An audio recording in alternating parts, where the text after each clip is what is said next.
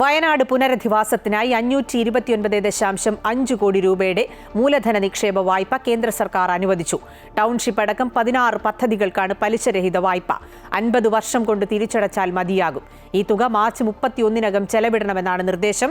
എന്നാൽ 1.5 മാസം കൊണ്ട് പണം ചെലവിടണമെന്ന ഉപാധി അപ്രായോഗികമെന്ന് ധനമന്ത്രി KN ബാലഗോപാൽ പറഞ്ഞു. സാമ്പത്തിക പാക്കേജിന് പകരം കേന്ദ്രം വായ്പ അനുവദിച്ചത് കേരളത്തോടുള്ള വെല്ലുവിളിയും പരിഹാസവുമാണെന്ന് പ്രതിപക്ഷ നേതാവ് വിമർശിച്ചു.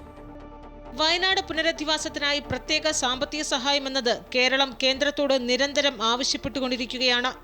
2000 കോടിയുടെ പ്രത്യേക സഹായം ബജറ്റിൽ പ്രഖ്യാപിക്കണമെന്ന് ആവശ്യപ്പെട്ടിരുന്നു. എന്നാൽ ഇതുവരെ അനുകൂല നിലപാട് സ്വീകരിക്കാതിരുന്ന കേന്ദ്ര സർക്കാർ ഇപ്പോൾ 529.5 കോടിയുടെ മൂലധന നിക്ഷേപ വായ്പ അനുവദിച്ചിരിക്കുന്നു. റോഡ്, സ്കൂൾ, പാലം അടക്കം 16 പദ്ധതികൾക്കായി ഉപാധികളോടെയാണ് വായ്പ.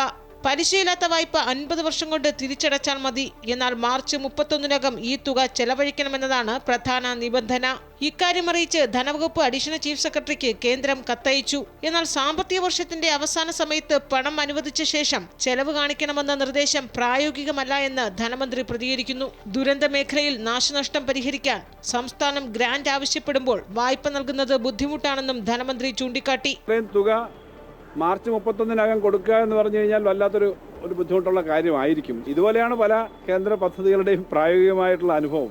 ഇത്രയും വലിയ തുക യൂട്ടിലൈസ് ചെയ്തെടുക്കുന്നതിന് വേണ്ടിയിട്ടുള്ള ഒരു സിസ്റ്റം എന്ന് പറഞ്ഞാൽ വളരെ ബുദ്ധിമുട്ടായിരിക്കും. നമ്മൾ ആർക്കെങ്കിലും വിതരണം ചെയ്യാനാണെങ്കിൽ പൈസ വിതരണം ചെയ്യാൻ ബാങ്ക് അക്കൗണ്ട് വഴി കൊടുക്കാം. പക്ഷേ കെട്ടിടങ്ങൾ കെട്ടാൻ, റോഡ് പണിയാൻ, പൈപ്പ് ലൈൻ ഇടാൻ, സ്കൂളുകൾ നിർമ്മിക്കാൻ ഒക്കെയുള്ള പണമൊക്കെ ആകുമ്പോൾ അത് അത്രയും പെട്ടെന്ന് ചെയ്യാൻ പറ്റുന്നതല്ല.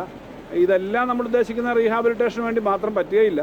പ്രത്യേക പാക്കേജിന് പകരം വായ്പ അനുവദിച്ച നടപടി കേരളത്തോടുള്ള വെല്ലുവിളിയും പരിഹാസവുമാണെന്ന് പ്രതിപക്ഷ നേതാവ് VD സതീശൻ പറഞ്ഞു. 2000 കോടിയുടെ പ്രത്യേക സഹായം അനുവദിക്കാനുള്ള ഭരണഘടനാപരമായ ബാധ്യത കേന്ദ്ര സർക്കാരിനുണ്ടെന്നും ജനങ്ങളെ അണിനിരത്തി UDF ശക്തമായ പ്രക്ഷോഭം സംഘടിപ്പിക്കുമെന്നും പ്രതിപക്ഷ നേതാവ് പറഞ്ഞു.